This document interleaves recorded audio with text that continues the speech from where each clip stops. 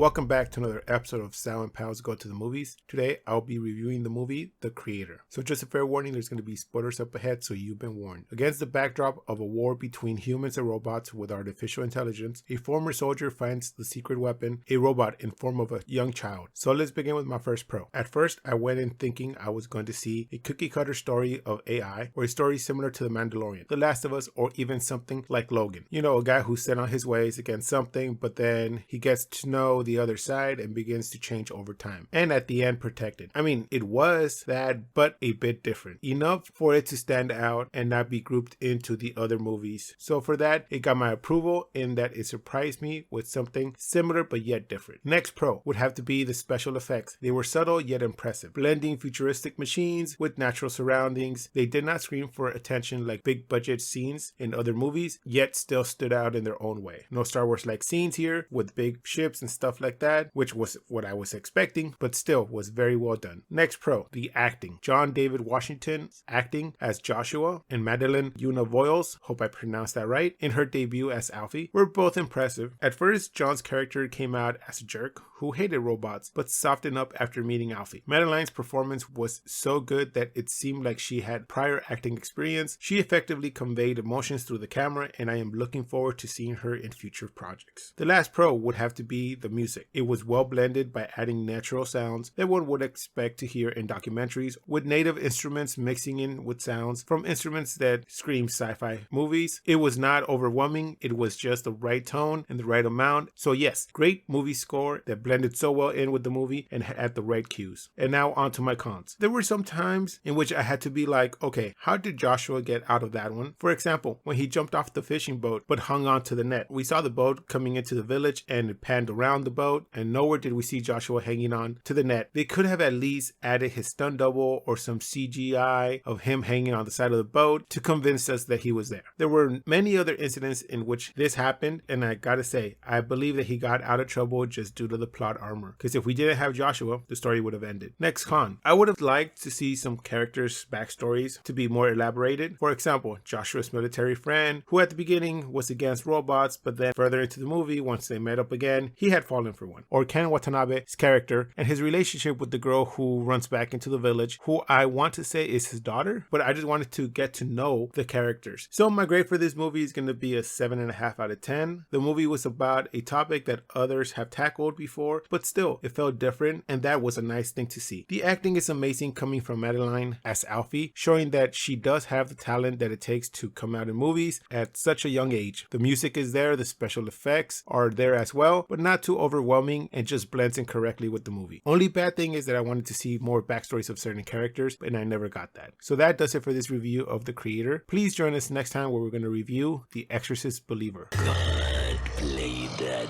trick on you. I don't want to go to hell. Please like, comment, and subscribe. You can find our social media links below, and like always, keep watching movies.